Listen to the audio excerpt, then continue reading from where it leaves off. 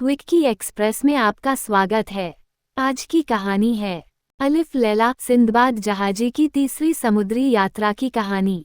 जब सिंदबाद ने अपनी दूसरी समुद्री यात्रा का वर्णन कर हिंदबाद को 400 दिनारे दी, तो अगले दिन दोपहर के भोजन पर आमंत्रित किया और कहा कि मैं तुम्हें इससे आगे की समुद्री यात्रा की रोमांचक कहानी सुनाऊंगा। हिंदबाद और कुछ अन्य मित्रगण अगले दिन तय समय पर सिंदबाद की तीसरी समुद्री यात्रा की कहानी सुनने पहुंच गए। भोजन के बाद सिंदबाद ने कहा, तो दोस्तों सुनो मेरी तीसरी बेहद ही रोमांचक कहानी। दूसरी यात्रा पूरी करने के बाद मैं आलस का जीवन जीने लगा था। सुख के साथ रहना और दूसरों की मदद करना यही मेरे जीने का तरीका बन चुका था। मेरे पास देने को बहुत कुछ तो नहीं था, फिर भी मेरा मानना था कि अगर मैं गरीब के काम आ गया तो ऊपर वाला मुझ पर मेहरबान होगा। अब तक मैं अपने सुख और आलस में इतना लिप्त हो चुका था कि यात्राओं के रोमांच और उस दौरान आने वाले खतरों की भी याद आना बंद हो चुका था। लेकिन मैं एक तरह का जीवन ज्यादा दिन नहीं जी सकता। अब मुझे यहाँ से आगे का सफर भी तय करना था। जिस रोमांच और खतरे से दूर भागकर मैं सुखमय जीवन जी रहा था, अब उसी रास्ते पर वापस जाने का जी करने लगा था। फिर वहीं लहरों से दो हाथ करते आगे बढ़ने की नई कहानी गढ़ने का जी करने लगा। इस इच्छा को पूरा करने के लिए मैंने कुछ व्यापारी भाइयों के साथ मुलाकात कर नए सफर को तय करने का फैसला लिया। उनका आना जाना लगा रहता था, जिसके चलते मैंने उनसे पूछा कि उनकी आगे की यात्रा कब होने वाली है। इस सफ़र में उनका हमसफ़र बनने के लिए मुझे ज़्यादा इंतजार नहीं करना पड़ा। हमें 2 दिन बाद ही कूच करना था। जाने के लिए अब मुझे बहुत सारी तैयारी करनी थी। दूसरे देश जाकर व्यापार करने के लिए मुझे कुछ सामान की ज़रूरत थी। मैं थोक बाज़ार से वो सारा सामान ले आया जिसे मैं दूसरे देश में ले जाकर बेच सकूं। 2 दिन इन्हीं तैयारियों में निकल गए थे। अब जाने की घड़ी आ चुकी थी। व्यापारी साथियों के साथ मैं बसरा को चल दिया, क्योंकि यहीं से हमारा जहाज रवाना होना था। यहाँ से यात्रा शुरू हुई सिंदबाद की तीसरी समुद्री यात्रा, और हम उन तमाम बंदरगाहों में गए जहाँ से हमने पहले व्यापार किया था। सब कुछ अच्छा चल रहा था। हम व्यापार के लिए आगे का सफ़र तय कर रहे थे। हमारे रास्ते में एक अजीब और खौफनाक धार्मिक स्थल पड़ा, जिसके आगे जाने पर हम रास्ता भटक गए थे। इस बीच हमारे रास्ते को चुनौती भरा बनाने के लिए समुद्री तूफान ने भी दस्तक दे दी। तूफान कई दिनों तक चला और ये सफ़र अब मुश्किल होता जा रहा था। सुरक्षित रहने के लिए हमें ठिकाने की ज़रूरत थी। ठिकाने की तलाश में हम एक द्वीप के बंदरगाह पर जा पहुँचे। पड़ाव सामने था, पर पता नहीं क्यों कप्तान यहाँ रुकना नहीं चाहता था। हमारी जिद के आगे उसकी एक न चली और उसे जहाज को वहाँ रोकना पड़ा। यहाँ आकर कप्तान ने हमें बताया कि वो द्वीप और उसके आसपास के सभी द्वीपों में बालों वाले असंख्य मनुष्यों का बसेरा है। ये लोग हम पर तेजी से आक्रमण कर सकते हैं, लेकिन प्रतिरोध में हम इन पर आक्रमण नहीं कर सकते, क्योंकि इनकी तादाद टिड्डियों से भी ज़्यादा है। अगर हमने एक पर भी हमला किया या मारा तो ये सब मिलकर हम सबको खत्म कर देंगे। सिंदबाद जहाजी की तीसरी यात्रा अलिफ लैला कितनी रोमांचक रही। आगे बढ़ें। कैप्टन की दी हुई चेतावनी से हमारा जल्द ही सामना भी हुआ। ये सामना बेहद खौफनाक था। करीब 2 फीट की लंबाई वाले लाल बालों वाले असंख्य डरावने लोगों ने हमारे जहाज को घेर लिया था। ये हमारी तरफ तेजी से तैरते हुए आए थे। हमारे पास आकर उन्होंने हमसे कुछ कहा था, पर उनकी भाषा को हम समझ नहीं पा रहे थे। वो जिस फुर्ती से जहाज पर चढ़े, हम उन्हें देखते दंग रह गए थे। उन्होंने अब तक हमारे सारे सामान पर कब्जा कर हमें जहाज से बाहर निकाल दिया था। जहाज के तारों को काट दिया और फिर वो उसे अपने साथ दूसरे द्वीप लेकर चले गए, शायद वहीं जहां से वो आए थे। सिंदबाद की तीसरी यात्रा के दौरान टापू में आगे बढ़ते हुए दूर हमें इमारतें दिखीं। ठौर मिलता देख हम इस ओर बढ़ते चले गए। ये बेहद खूबसूरत थीं, मानो कोई महल हो। इसकी बनावट खासा आकर्षक और राजसी लग रही थी। लकड़ी का एक बुलंद दरवाजा था, जिसे खोलकर हमने इमारत में प्रवेश कर लिया था। अब हमारे सामने एक विशाल घर था, जिसके बरामदे में एक तरफ मानव हड्डियों का ढेर पड़ा था तो दूसरी तरफ बहुत सारी भूनने वाली सलाइयां फैली हुई थी।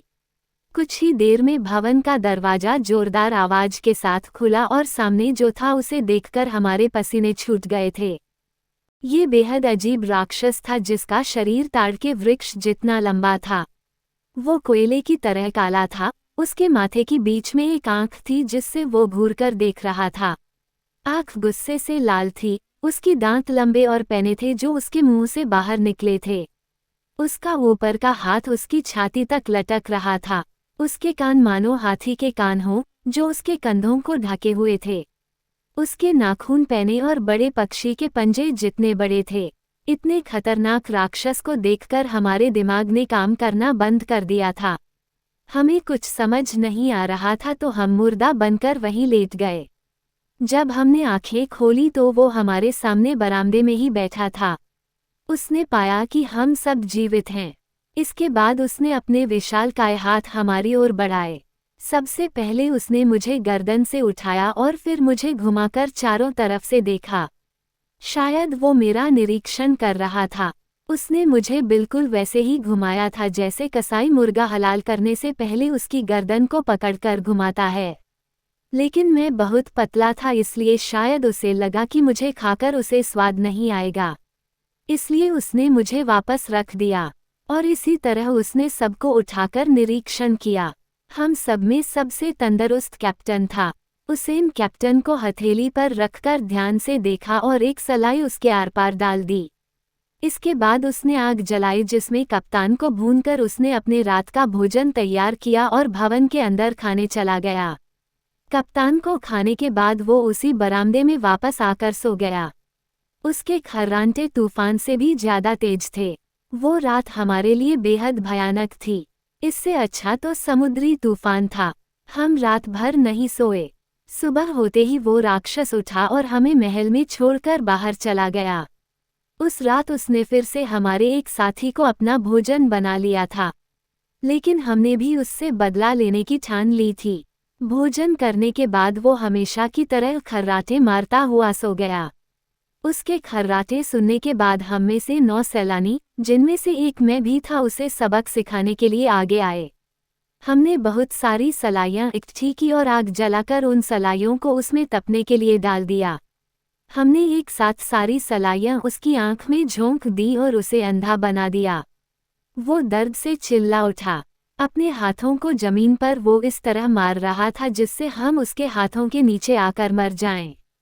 लेकिन हम ऐसी जगह छिप गए थे जहां उसका पहुंचना आसान नहीं था। जब उसे हम हासिल नहीं हुए और उसे लगा कि उसकी मेहनत बेकार जा रही है तो वो दर्द से चीखता हुआ दरवाजे से बाहर चला गया। हम तुरंत ही महल से भागकर समुद्र के किनारे आ गए। यहाँ बड़े आकार में लकड़ी के टुकड़े पड़े थे। इन टुकड़ों की मदद से हमने राफ्ट तैयार किया। एक राफ्ट 3 आदमियों को आराम से ले जा सकता था। हम सूर्योदय का इंतजार कर रहे थे, साथ ही ये कामना भी कर रहे थे कि अब हमारा उस राक्षस से सामना न हो। हालांकि उसकी चीखें अभी तक हमें सुनाई दे रही थीं। हमें उम्मीद थी कि हमने राक्षस पर जो हमला किया था उससे उसकी मृत्यु हो जाएगी, इसलिए हम उसकी मृत्यु का इंतजार भी कर रहे थे। ऐसा इसलिए क्योंकि अगर राक्षस मर जाता तो हम कुछ दिन टापू में आसानी से गुजार सकते थे और तूफान में राफ्ट से जाने के खतरे से भी बच सकते थे। लेकिन सिंदबाद की तीसरी यात्रा के दौरान हमारे सोचे अनुसार कुछ नहीं हुआ। दिन एक भयानक शुरुआत के साथ हुआ। हमने देखा कि राक्षस हमारी तरफ बढ़ रहा था। इस बार वो अकेला नहीं था, उसके साथ उसके जैसे 2 और थे। उसके पीछे भी वैसे कई राक्षस हमारी तरफ तेज कदमों से बढ़ते चले आ रहे थे। हमने जल्दी से अपनी राफ्ट को पानी में उतारा। राक्षसों ने हमारी प्रतिक्रिया को समझ लिया था और हमें रोकने के लिए उन्होंने अपने हाथों में बड़े बड़े पत्थर उठा लिए थे। वो हम पर पत्थर मार रहे थे लेकिन हम समुद्र में आ चुके थे। लेकिन बात यहाँ खत्म नहीं हुई थी। हमारा पीछा करते हुए राक्षस समुद्र में काफी दूर तक आए। उनका निशाना इतना सटीक था कि लगभग सभी राफ्ट डूब गई थीं। मेरी राफ्ट बची थी जिसका सहारा लेकर हम सभी साथी एक दूसरे का हाथ पकड़े आगे बढ़ने लगे। लेकिन अफसोस कि हमारे 2 साथी राक्षसों के पत्थर मारने से डूब गए थे। हम हिम्मत के साथ आगे बढ़ते गए और राक्षसों की पहुंच से बाहर होकर सुरक्षित हो गए थे। अब तक समुद्री लहरें और हवाएं मंद हो चुकी थीं। दिन और रात हम समुद्र में किस्मत के सहारे आगे बढ़ते गए। अगली सुबह हमें एक टापू मिला।